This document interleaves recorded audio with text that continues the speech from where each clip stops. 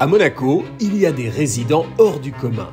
Le prince Serge de Yougoslavie, descendant de la famille royale d'Italie et de la famille royale de Yougoslavie, est l'un d'entre eux.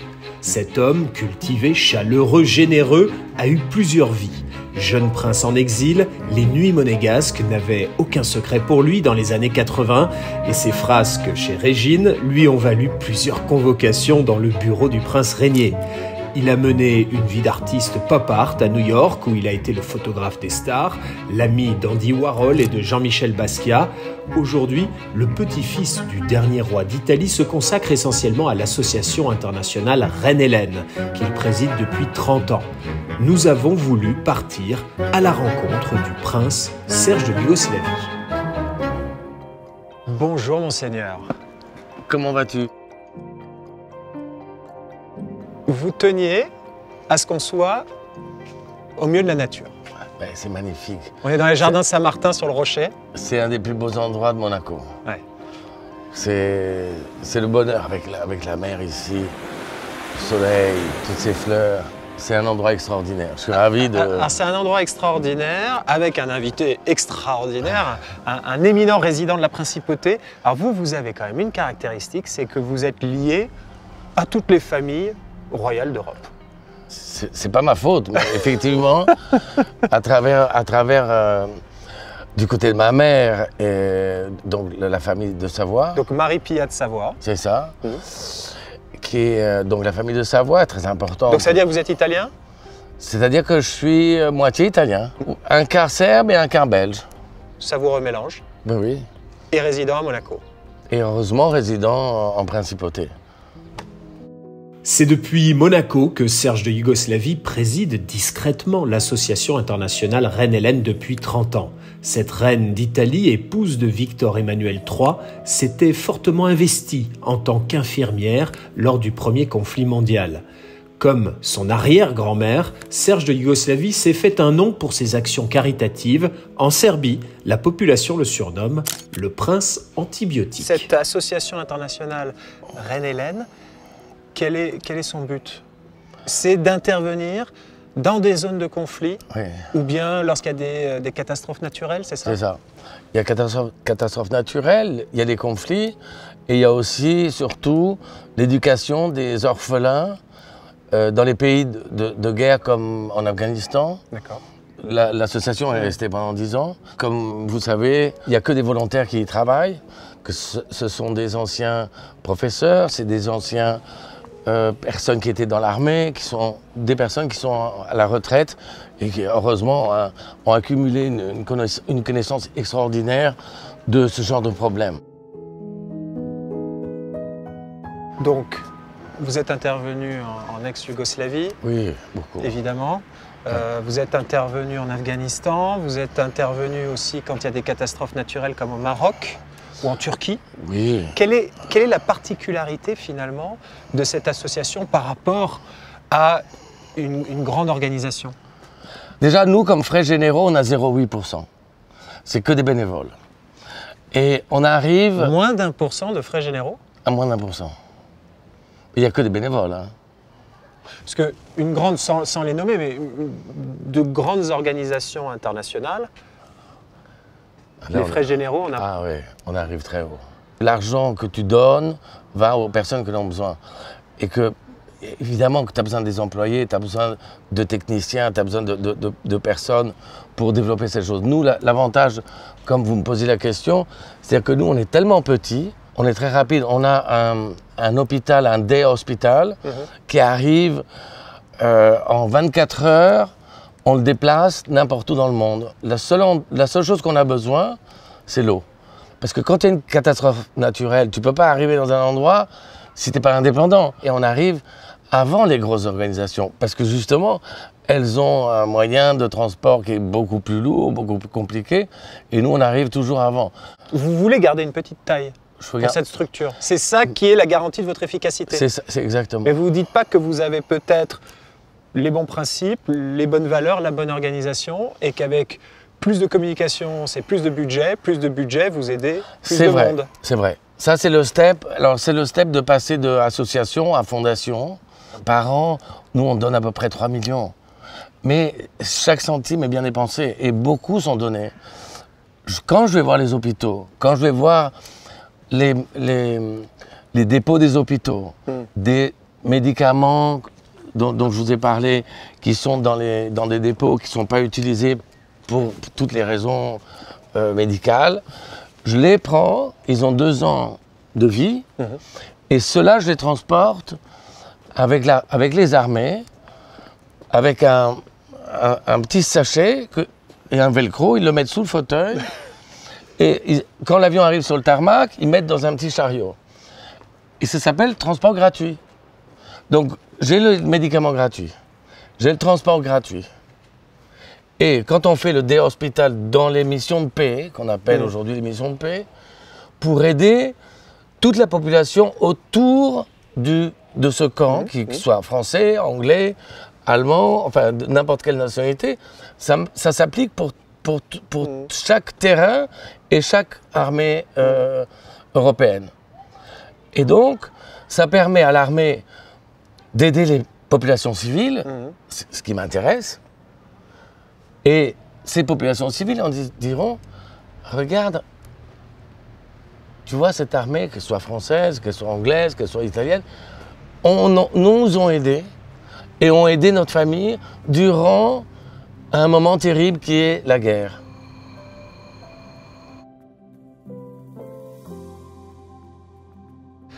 Alors l'association internationale Reine-Hélène, vous êtes présent dans 56 pays. Est-ce que parfois, il y a des pays où vous ne pouvez pas intervenir? Ouais. Hélas, oui. Et j'ai jamais réussi à faire quelque chose avec Haïti. Et pourtant, ils en ont besoin. Et je sais qu'ils en ont beaucoup besoin, mais c'est un risque trop grand pour le personnel et bien sûr pour ce qu'on amène. Pourquoi? Mais parce que ça arrive, ça touche le tarmac, c'est vendu. C'est volé immédiatement. C'est la corruption. Non, mais le pays est incontrôlable. À cause de la corruption, vous ne pouvez pas intervenir. On ne peut pas. Et donc vous ne faites pas? On ne peut pas. C'est trop risqué.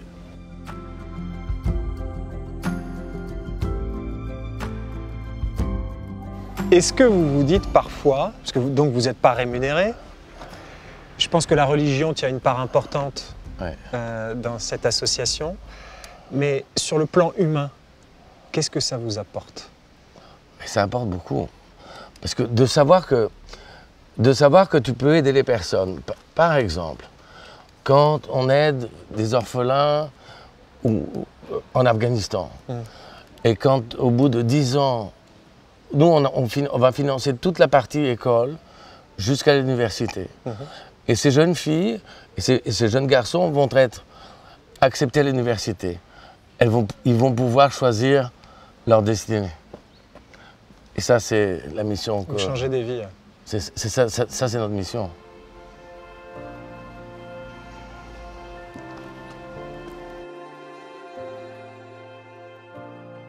Bon, Monseigneur, maintenant, je voudrais qu'on aborde vos années new-yorkaises. Vous avez aussi pris des photos à New York de toutes les stars américaines. C'est ça, oui. Racontez-moi ça. Alors, j'arrive à New York en 83. Ouais. J'étais avec mes deux bons copains. Ouais. Et on arrive à New York. Et mes parents m'avaient dit, Serge, tu vas à New York, on te coupe tout ce qu'on te donne. D'accord. J'ai dormi dans tous les canapés de New York. D'accord. J'ai toujours été passionné de photographie. Comme vous voyez sur ces photos, j'ai fait un accord avec Eastman Kodak pour refaire des photographies qui étaient à la base de ce qu'avait fait par erreur Man Ray, qui s'appelle la solarisation. Lui, c'était positif, négatif. C'est ça, c'est-à-dire le positif devient négatif. C'est ça. J'ai convaincu Kodak en leur disant faisons-le en couleur. Mais le procédé était compliqué, était très cher. Et je leur ai dit j'ai une idée, je vais vous photographier toutes les stars américaines. Et au bout de quelques années, la chose a commencé à marcher. Et genre, je suis allé un peu partout. Là, vous vous êtes acheté votre propre canapé. Après, ça marchait. Même un appartement. Ah oui, ah oui. D'accord. Frigidaire, confort et tout. Ah oui, tout le confort moderne. Tout le confort. D'accord. Mais alors vous avez photographié qui? Écoute, ça va à beaucoup de stars hollywoodiennes. Ouais.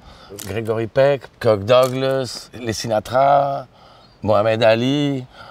Ah, Frank Sinatra, on commence à établir là un lien avec Monaco. Frank C'est Sinatra, ça, c'est évidemment, ça, c'est ça. ami du prince régnier et de la princesse Grace, et parrain de la princesse Stéphanie. I'd like to tell you a little bit about Sinatra the man, generous and warm-hearted. Mais comment se fait-il qu'il se laissait prendre en photo par vous? Alors, pour être très honnête, Ouais. j'ai photographié sa femme, Barbara. D'accord. Lui n'a jamais voulu se faire photographier. J'ai essayé sur toutes les coutures. C'était Frank Sinatra. Et après, on s'est revus à d'autres occasions, comme le trio avec Sammy Davis Jr., Liza Minnelli à l'Opéra Garnier à Paris, où ils chantaient les trois ensemble. D'accord. Alors les trois ensemble, c'était les champions du monde. On rigolait, moi je rigolais du matin au soir, avec les trois ensemble. Ouais. Mais dans vos années new-yorkaises, finalement, qu'est-ce qui vous plaisait? Vous étiez juste Serge? Et les New-Yorkais, ils n'avaient rien à faire du titre familial ou d'où tu venais, tout le temps, foutais complètement. Ça a été 6-7 années à New York, qui était assez génial. C'était le studio 54. Et puis, c'était l'époque du pop art. Le pop art qui était une expression artistique de l'époque, qui est devenue, comme vous savez, super importante. Et Andy Warhol, qui était donc un grand copain, un grand ami, il était quand même une ouverture d'esprit assez extraordinaire. Ouais. Il aimait beaucoup les jeunes, il aimait beaucoup les personnes qui cherchaient à faire des choses nouvelles, des nouvelles choses artistiques, etc. Je crois que j'ai fait son dernier portrait. À l'époque, lui avait un journal qui s'appelait Interview. Et Fred Hughes m'a demandé, Serge, on aimerait le portrait que tu as fait de Andy Warhol pour la couverture.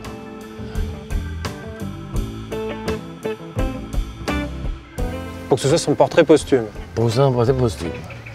Et ça m'avait choqué. Pourquoi vous ne vouliez pas avoir le sentiment, en tout cas donner le sentiment, de profiter de votre relation avec lui? Exactement. Et de tirer parti de l'exclusivité de ce cliché? C'est ça. Et j'ai dit non merci. La photo n'a jamais été publiée. Et lui, Andy Warhol, il l'a vu, la photo? Il l'a vu. Il l'a aimé? Il a beaucoup aimé. Vous ne courez pas après l'argent? J'ai jamais couru après l'argent. Mais vous en avez gagné? Oui, mais, on doit vivre. Ouais. Mais c'est clair. Je trouve que, en fait, j'ai eu la chance de faire différents métiers. Je me suis toujours demandé, est-ce que ça aurait été mieux de faire une carrière dans une voie de la scolarisation, de l'université, et faire une carrière, ou essayer de voir différentes choses dans différents pays, dans différentes cultures. J'ai eu la possibilité, je l'ai fait. Et je dois dire que c'est assez fantastique parce que tu as une autre vision de la vie. Serge de Yougoslavie a clairement une vision très singulière de la vie. Talentueux, touche-à-tout, passionné, il a eu différents métiers, aussi bien dans la finance que dans la photographie. Il a côtoyé les plus grands dans le monde et à Monaco aussi. Alors vous vivez à Monaco depuis une trentaine d'années, 34 ans? Eh oui. C'est ça? Vous êtes arrivé quand vous aviez 3 ans? Non mais plus sérieusement, au début vous ne viviez pas à Monaco, vous passiez vos étés. C'est ça. Ici à Monaco. C'est ça. Et là, j'aimerais bien que vous partagiez avec nous quelques anecdotes. Vous étiez à peine majeur, vous aviez 17 ans. C'est ça. Vous avez des copains de fête ici et vous vous retrouvez convoqué, non loin d'ici, dans le bureau du boss, du patron, du prince régnier. Du prince régnier. Racontez-nous ça. On est convoqué par le souverain et qui nous reçoit, mais il était très sévère, on le sait, très sévère, mais très juste. Et il commence très bien, il dit « Moi aussi, j'ai eu 17 ans. » Mais s'il vous plaît, arrêtez de faire la pagaille à Monaco, dans les restaurants, dans la rue. Qu'est-ce que vous faisiez? On était une vingtaine, cousins, frères, sœurs, amis, on avait tous 17 ans. Et on s'amusait.